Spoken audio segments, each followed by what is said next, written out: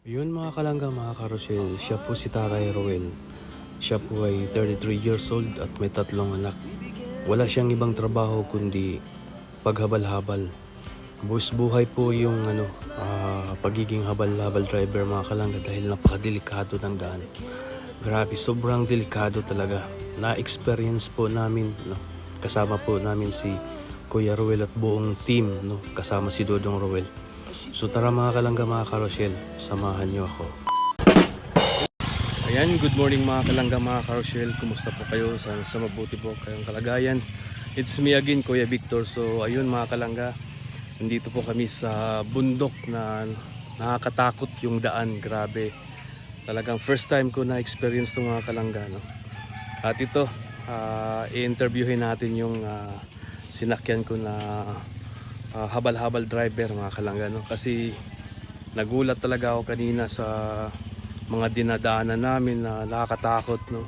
Kunting pagkakamali mo talagang mahulog ka talaga sa bangin o di kaya matumba, no? So interviewin natin si Kuya mga kalangga. Ayan, good morning Kuya, kumusta Kuya? Ano po pangalan natin? Si Roel Bagin. Roel Bagin. Roel Bagin.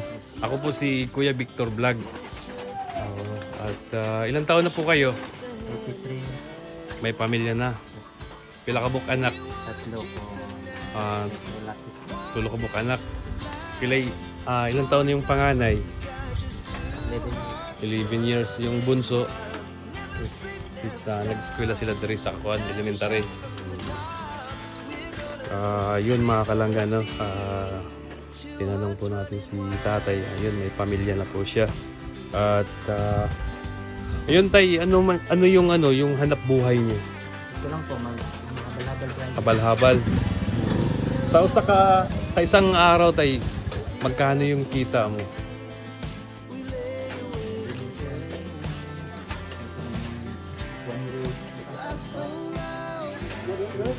One week. 1K? Sa usa ka adlaw? Sa usa ka semana? Sa 1 week, 1K. Parang 200 din, ganun sa isang araw. So napakaliit lang mga kalangga, mga karating. Dahil yun lang ang hanap buhay nila paghabal-habal. Tapos napakadelikado pa yung daan. Kung kayo maka-experience mga kalangga, sabihin nyo na ayaw talaga kayo. Grabe, napakahirap yung daanan dito. Anong lugar to kuya? Anong lugar? Sityo Busatbak, North Lamidan. Sityo Kusatbak, North Lamidan. Nakakatakot pero baliwala lang ni kuya kanina mga karosel. Ito motor po. Oo, talaga. Kusgan man sa di siya. Oo. Ano po sa'yo? 14 years na po sa iyo. Ito na po naman 14 years? Grabe, ang tagal, no? So, yung PMX. ilang taon ka nag-start maghabal-habal kuya? 14 years. 14 years old? Oh, Bata pa. Isa lang po sa 19 years old. So, Sa 11. ano din kayo, nakasubok din kayo ng tumba yung motor. Pero hindi naman na malala yung injury. Talang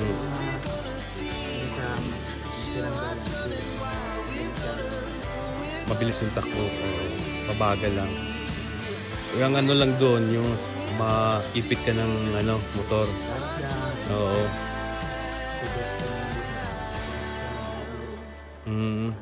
Pupras, Mm-mm. yun ang hanap buhay nandito. Grabe mga kalangga, no? Napakahirap din yung habal-habal driver dito. Kung makita nyo lang sa actual yung daan mga kalangga, sabihin nyo na maglakad na lang. Ayaw nyo nang umakyat. Yung pag may tasaro kami, galing din sa baba. Sabot-sabot lang po, kung hindi makaya, baba lang. Oo. Para sit ng mga Pasahero. pasahero. Yun lang nakaganda din mga kalangga dahil kinausap din nila pag hindi kaya, yun, maglalakad. Pero pag kaya naman, yan, pwede sakay. Pero tiwala ako mga kalangga, mga karosel, kaya napaka-extreme ng daan. Kaya ito ngayon, in-interview natin si Kuya. Ano pa pala siya? 19 years old na nag-umpisa ka ng habal-habal, Kuya. 19 years old. Tapos ngayon, 33? Mga 14 years. 14 years siya 14 years siya habal-habal, mga kalangga.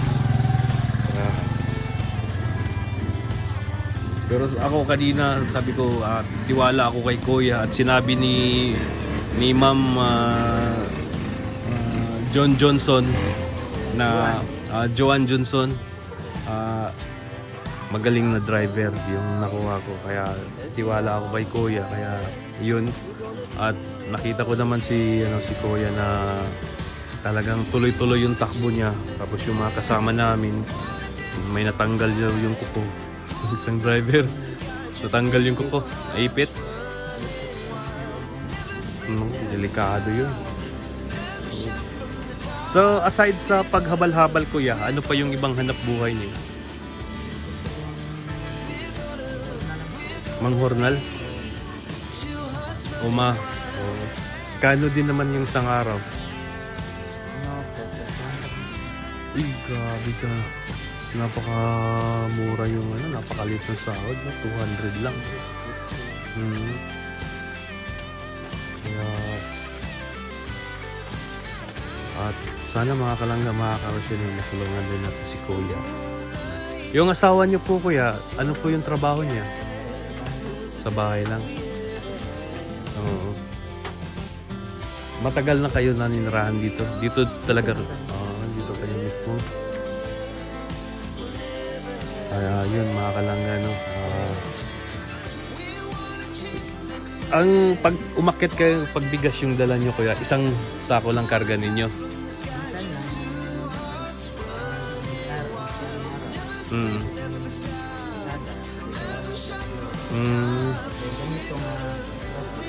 Ulan. Oo, kasi delikado talaga kanina. Madulas yung daan, mga kalangga, kaya medyo mahirap. At ayun, talagang kanina mga kalangga, bumili ba ako kay Kuya. Kaya sabi ko, mamaya pagbaba, bibigyan ko rin ng tip si Kuya dahil na-amids ako mga kalangga dahil napakahirap talaga ng daan. Isang dangkal lang yung makadaan lang yung motor dahil sobrang lubak-lubak yung kalsada, pero baliwala lang kay Kuya. Kailangan, Kuya, doon matibay yung tuhod mo. Oo, pag hindi matibay yung tuhod mo. Oo. Hindi condition yung dapat kompleto yung lahat, brake at saka handbrake. Oo. Paligid. Ayun, talagang pinakondisyon din ni Kuya. At ang nakaganda dito mga kalangga, mga karosyel, bawal mag-inom dito, bawal ang alak dito, at bawal manigarilyo dito. Yun ang nakaganda dito sa lugar dito, sa North Lamidan. At ayun, Kuya, dahil napahanga ako mga kalangga, mga karosyel, bibigyan natin si Kuya ng pang isang linggong kita na habal-habal. Kasi sabi ni Kuya, 1 week daw yung 1 week, 1,000. So, bibigyan natin si Kuya ng 1,000 kita. Ayun mga kalangga. Ayan, yung kita mo, Kuya, 1 linggo. At mamaya mga kalangga, bibigyan din natin si Kuya ng tip pagbaba doon. Kasi itong trip nila, bayad na yan, babayaran na ni Goldong Roel. Bibigyan ko na lang ng tip pamaya si Kuya doon pagbaba doon sa Lamidan doon sa anong lugar yung Kuya sa baba? Sitio Kiambing. Sa Sitio Kiambing. Yung hinintuan namin sa Bungo. Doon.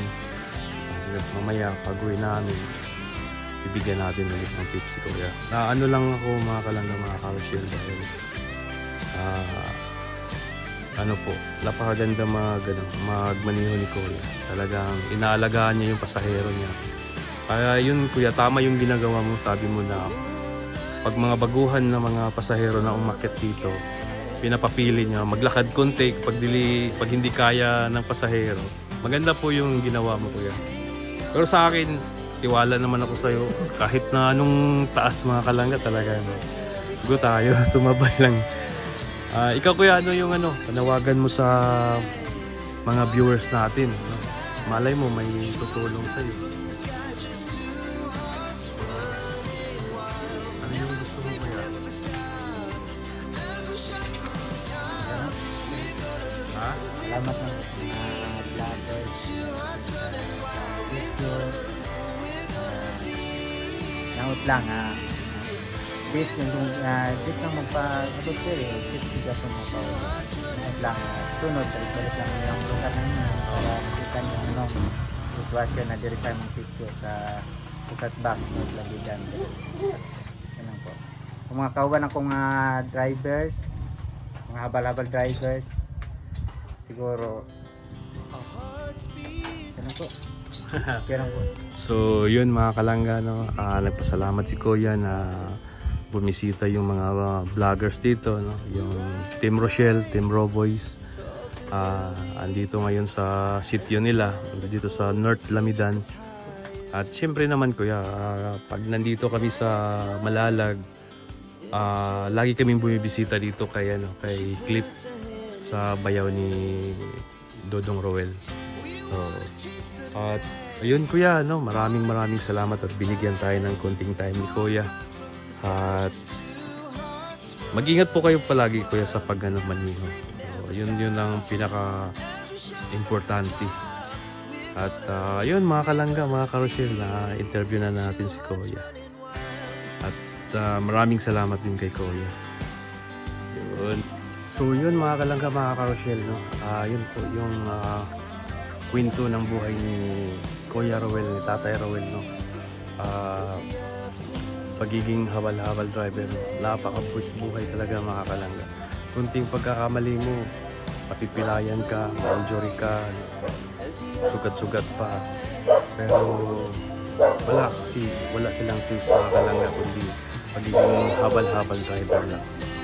So yun mga kalangga, yun lang po. At huwag po natin kalimutan suportahan si Dodong Roel Malalag, Rochelle Morales Vlog. Yung Roboys, huwag po natin kalimutan suportahan. At ayun, maraming salamat po sa mga sponsor na nagpaabot kay Dodong, na walang sawang pagsuporta kay Dodong Roel sa amin. At siyempre sa Rochelle Community, maraming salamat po sa inyo. At sa lahat po ng mga hindi nag-skip ng ads, maraming salamat. God bless po sa inyong lahat.